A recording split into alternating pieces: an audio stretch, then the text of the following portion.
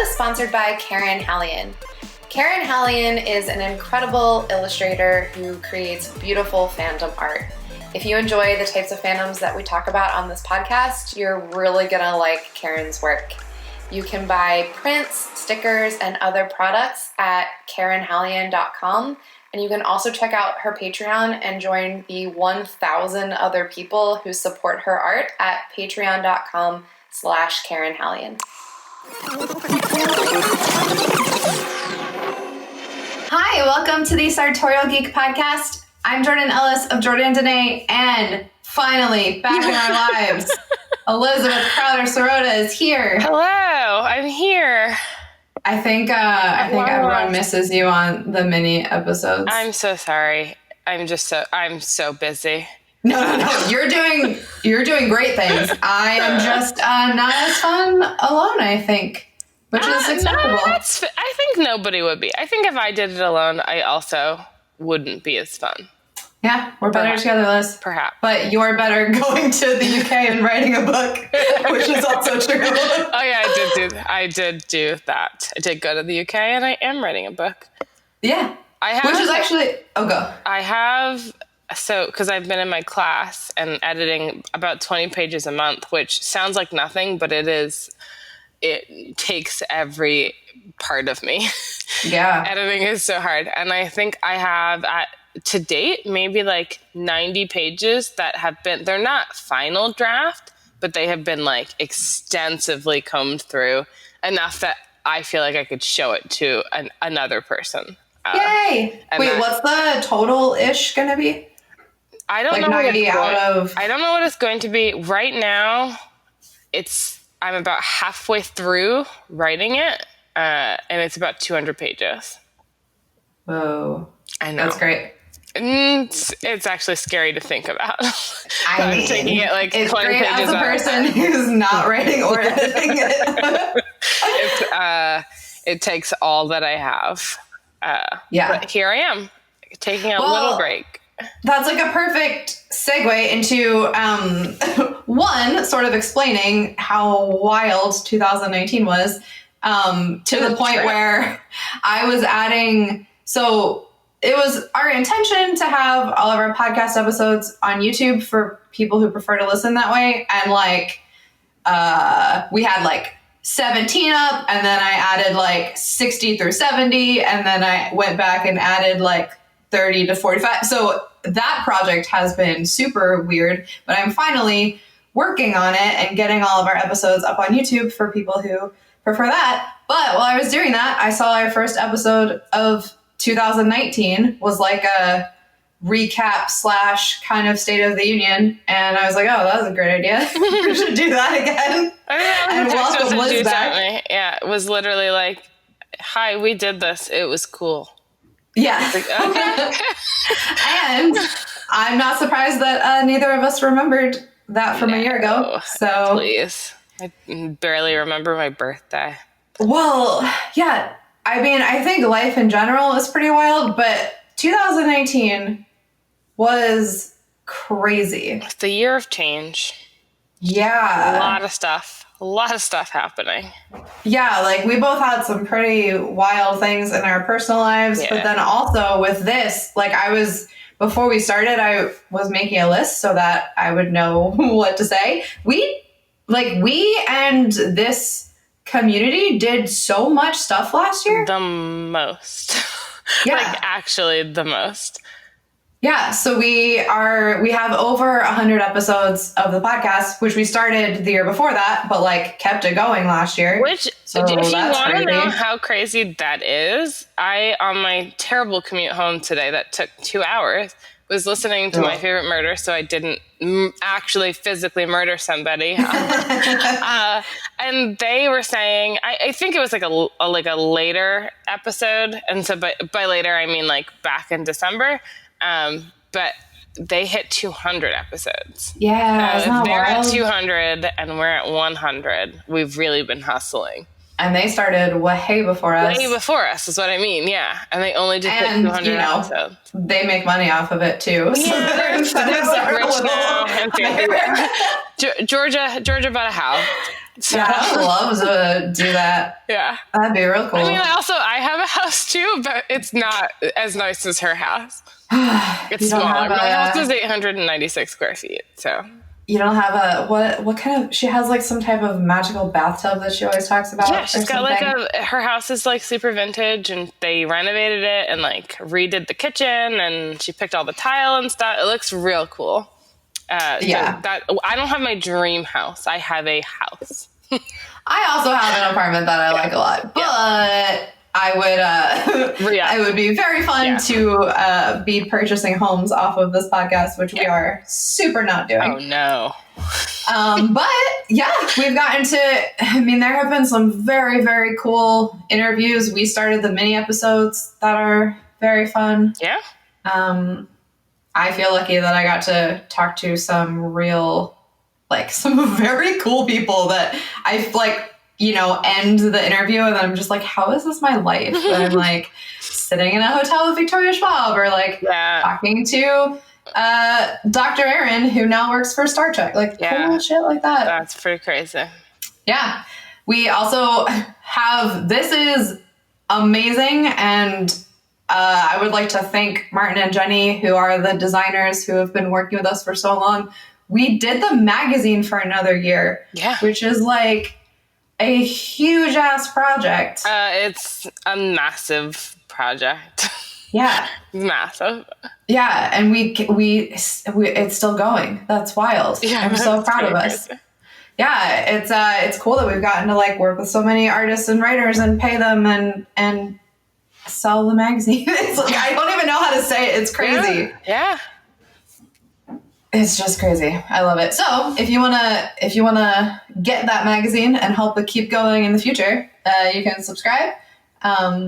We are fully planning on continuing that and have some ideas and are super excited to see where that goes. Yeah, for anyone waiting patiently for the winter issue, it is well on its way, and it's a good one. So it'll be worth the wait. Everyone involved has gone on very cool vacations during the time of doing this, which is part of why it's not out at the time that it may have been out otherwise. But it's super worth it. I'll tell you that I did go to Lagavulin, just like Ron Swanson, and it was so amazing what actually happened, what wound up happening. And I don't know if I told you this, Jordan, but we thought, so when you get to the island, like when you get to Isla, it's like a 2-hour ferry to even get there from Scotland. And then once you get there, you think that you can get like an Uber or hail a cab. You cannot. You have to book those things in advance. Yeah. So we actually came into the wrong port because our boat was canceled. So we like woke up, I think at 4 a.m. to drive from Glasgow all the way out to like Kennecraig. And then when halfway there, we got a notification on Twitter that our ferry, it was canceled. It just like wasn't going to go. So there's going to be a different ferry to a different port. And so the island is pretty small. So like corner to corner, maybe 30 minutes. If you call a cab in advance. So we went to like a port that was 30 minutes away from the hotel that I booked, which was supposed to be like at Port Ellen. And we went to a different port. And so the new ferry wasn't going to leave until 1. So we woke up early for nothing, for like no reason. So we were exhausted. We got there. It was like a whole song and dance. And then when we get to the port, they told us before we got on the ferry, because we canceled it, we're going to arrange for transportation for you. Aww. And then, so sweet. So we have plenty of time to arrange for our own, but we were told that we didn't need to. So, and we were actually going to take our car across. It's not going to be a good. You can literally put your car on the ferry. So we thought, okay, we'll just put our car on. And then turns out they were like, you don't need to do that. You don't have to pay for that. We're going to handle it. So we get all the way to Isla, and then there are no cabs for us. There's like nothing. There's nothing. So we go down like a list of cab places that we can call, and we get all the way to the bottom, and it's called Carol's Cabs, and Carol picks up the phone. What? Carol picks up the phone, and she's like, oh yeah, I'm on the other side of the island. It'll take me like 30 minutes to get to you. So then we have to wait. And then because it's winter, it gets dark really early in Scotland. Aww. So by like 3 o'clock, the sun would set. And so then you were driving thinking, oh, I'll see some scenery at least. nothing. You couldn't see anything. That's so sad. It was so depressing. So we finally like get to Isla, get to our hotel. It took, I want to say 12 hours. Oh my God. And then in the morning, because we, again, didn't think to book a cab, we had no way to get to Lagavulin, and it should have been, someone told us 15 minutes. It took us maybe 45 minutes to walk there, and we had booked a tour. So by the time we showed up, we were already like 25 minutes late to our like tour that we paid for. What's hilarious is, had we called ahead and just told them that, we would have known not to rush. Because it was winter, nobody else was there. So it was, we literally got a private tour.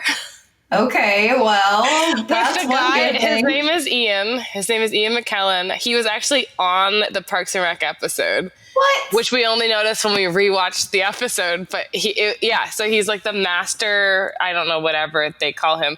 And apparently he's going to retire it this year. So it was like the last time. Yeah, so we showed up. It was just us and him. He was a gem. It was delightful. It was like totally worth all the drama. But yeah, Okay, so we did that. at least there was a happy ending. I thought this was going to be all downhill, your whole story. It should have been, except for it was remarkable and lovely. We showed up all sweaty, and they were like, "Relax, this is Isla. We don't rush here." What a life! For I'll what? take that. Yeah. So it That sounds real good. It was delightful. Anyways, it's Parks and Rec related, so it's related to the podcast. Yeah, sure is. We can move on from that. I did that.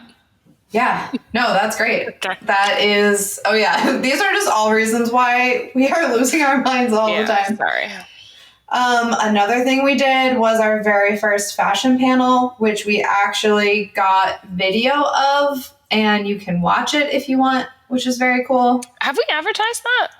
No, because so the thing that's really bad about working in retail, as I do, is that the month of December, you're basically like a useless human. So Dan sent me the video a little before Christmas, and I was like, cool, I can hit upload, and then that's it. So we will advertise that it is up now.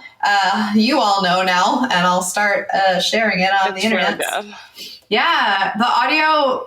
So the table that was running the audio at our particular stage at New York Comic Con, it's not New York Comic Con staff. It was just like one of the grumpiest men ever who did not care about anything. And so was so nice. He, I think, got nice by the end because I was there on Thursday and he was just like, I don't care about you or your problems or anything. I was there. He was super friendly. Well, either way, he could not figure out how to connect our recorder to the microphones. So the audio is like not as great as it could be, and it's not our faults, but it just gives us something to do better next time, which is cool. But you can still see all the outfits and hear all the questions, and it's really lovely. A lot of people asked questions, which I wasn't anticipating, and we had the loveliest panelists on. So yeah, definitely. Taylor, Nina, Emily, and Alyssa, thank you so much for being on that. And hopefully we'll do it again. They traveled far. They sure did. It was great. We asked them, and they were just like, yes. Yeah. Tell us when to be there, and they showed up, and they were cute. Yeah, they looked so great. They did. And we are submitting that to panels in 2020, so we'll see if that happens anywhere, but hopefully, because it would be super fun. Yeah, come hang out with us if we do it again. Yeah, and that's like a panel that's... again. Yes, that's a panel that's very nice in that it like will be different every time because the outfits will be different every time. And the panelists will probably be different too because not everyone can come to everything. Yeah. So that was great. Something that happened that I forgot and you reminded me is that we hit that magical 10K number on Instagram that we can link in our stories, and we look like a real business now. It's so goofy. Like, I hate that numbers matter, and I try to talk about this whenever I do like promotional things where I like beg for followers. It's not a vanity thing. It really does matter to other people in a way that sucks, but is super real. Like in a way where we have really cool projects we want to work on, that it's a barrier. We've gotten feedback that are like, come back when you're bigger. Even people who have propositioned us. Yeah. And then when we put everything together, they're like, oh, you're still too small, which is so, I get it. It's just a little frustrating. Yeah. And we have seen like bigger and better things have already happened in the past couple months after like hitting this I want to say number that feels legit. It was like a month and a half. It wasn't a long, and the person who propositioned us was kind of like, I know that this is where you're headed. And it's not just one person making these decisions, but numbers, they do. Numbers really, really matter. So thank you. Thank you for being here with us. And thanks for following us and for listening. And when we we're gonna keep doing things to try to grow those numbers, because again, there have been times where we've been like either rejected for things or like, this is a cool idea. We need to see proof that other people also think that's a good idea. That's and not just why proof, we need it. We need to see beyond a shadow of a doubt. Because there's proof right now, because you're here and you're listening and you're following up. We hit 10,000 followers. 10,000 followers is proof, I would say. And like, I think it's also because we know this, like we're doing something super niche and super specific and something that the people who get it, but it is sort of, I don't want to say a hard sell because that's not correct, but it is sort of like, it's not like we're doing a thing that every person in the world is like, oh, feminist, like geeky lifestyle and fashion. We totally know what that is. Like it kind of needs more. I will say it is a hard sell. If you're not if you're not like a part of the niche, it is definitely a hard sell. So that's basically it. Just trying to like spread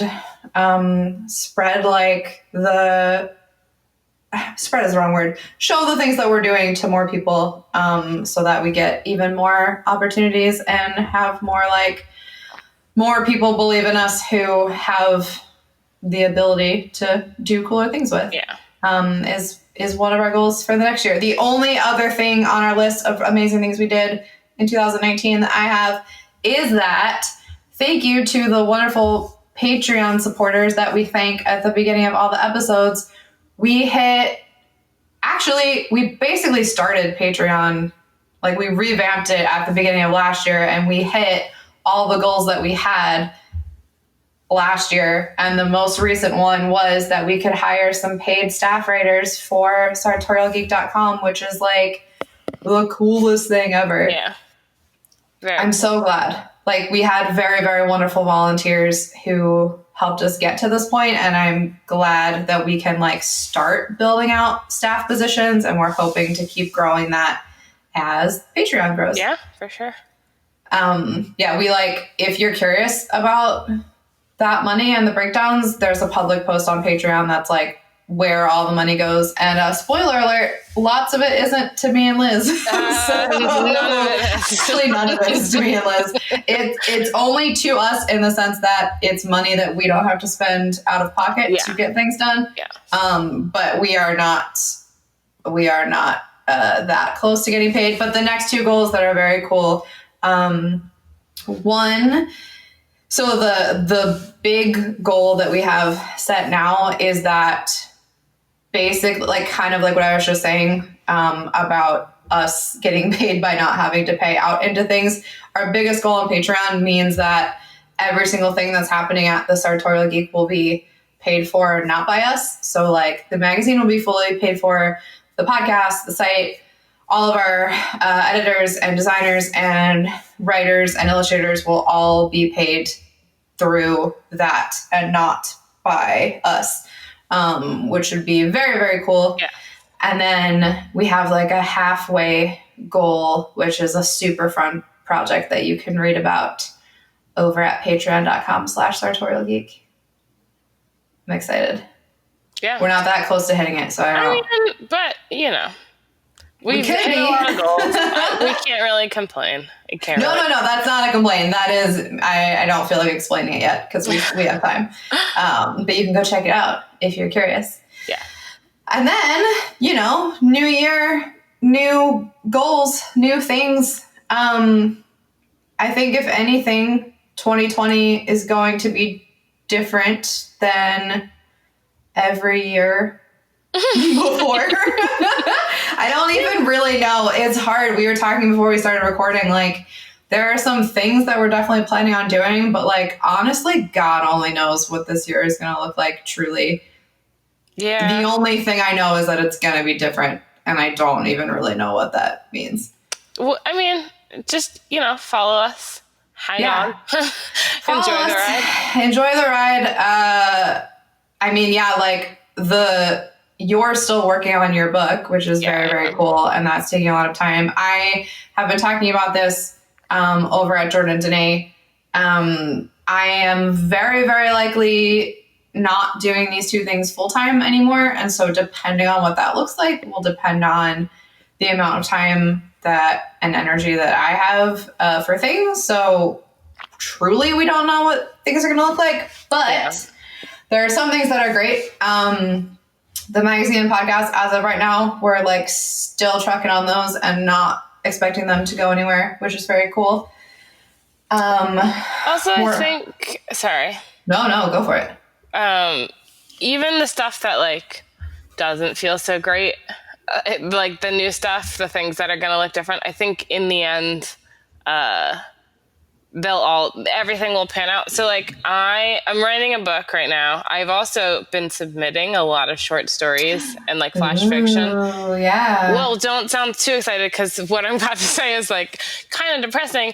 It's, I actually just got a rejection letter right now, like as we were sitting here, which is fine. It's like a part of it.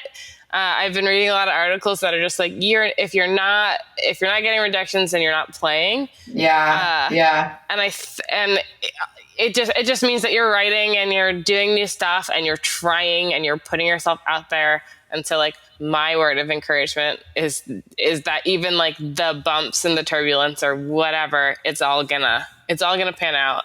It will all be fine.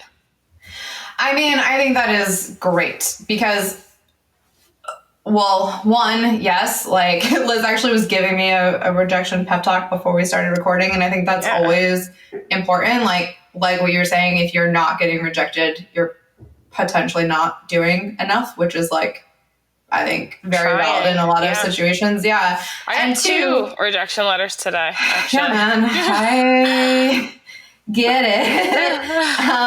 And another thing that makes me I'm not like sad or nervous or like having a million panic attacks. I think because the past couple of years that we have been doing all of these things and building the community, like there are so many other people involved in this that I'm not worried that like if you and I are busy that everything falls apart.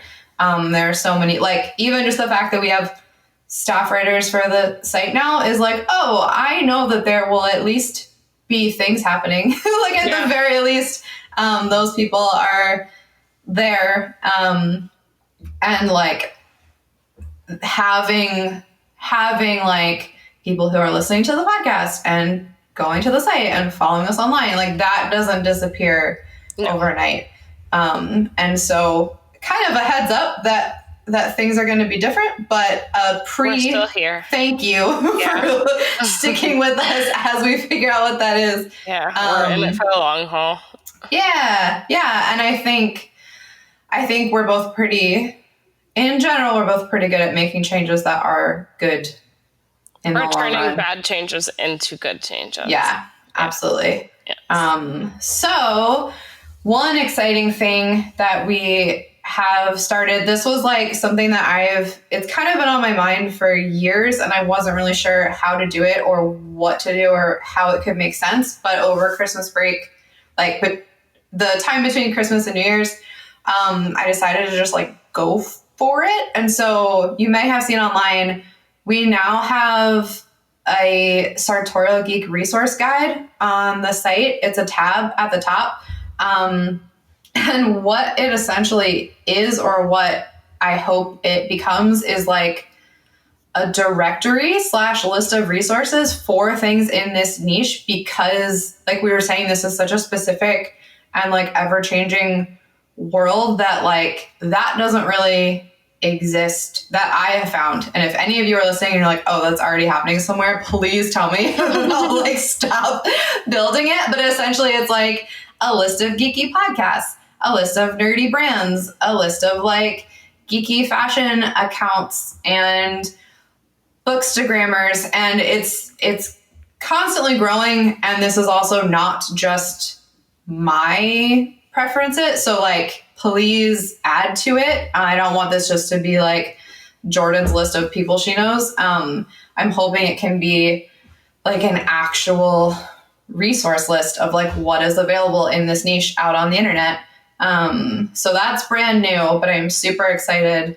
It's been my fun beginning of 2020 project. Yeah. That I hope is helpful for people. I think it's just the number of times I have just wanted like a list of people who are like book influencers that I can just like ask questions to, or a list of like reading challenges because I want to do one and it's impossible to just like Google it and find them.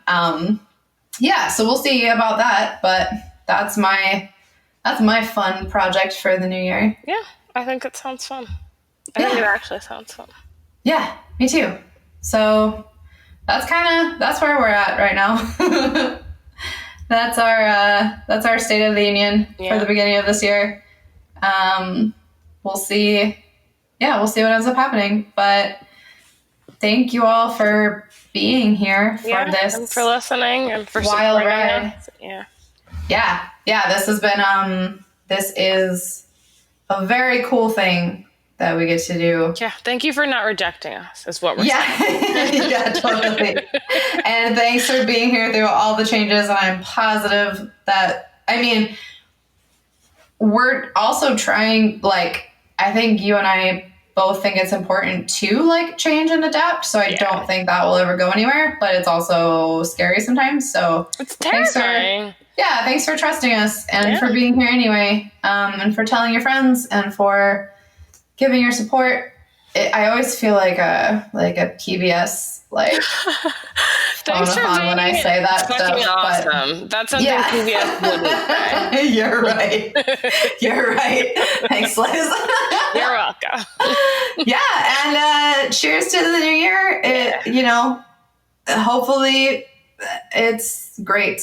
We'll see. It will be great. And it will be great sometimes and bad sometimes, and the bad times will make the good times that much better. I love it. That's my 2020 vibes. Thanks for putting them into words, Liz. Just saying, if everything's good, then good doesn't exist anymore. Good is just normal. So. Right. Well, yes, I like that very much. That's how we feel about this year. Yeah. Hopefully you all feel the same. And that's it. Stay nerdy. Stay nerdy. Bye. Bye. Thank you so much for listening. If you enjoyed this episode, you can head to our archives to hear more or hit subscribe to hear what's coming up next. If you want to go a step above and beyond, you can leave us a review on iTunes, which helps other nerdy people find us. Or you can go to patreon.com/Sartorial Geek to help keep the podcast going and check out the cool rewards that we have over there. Have a great week and stay nerdy.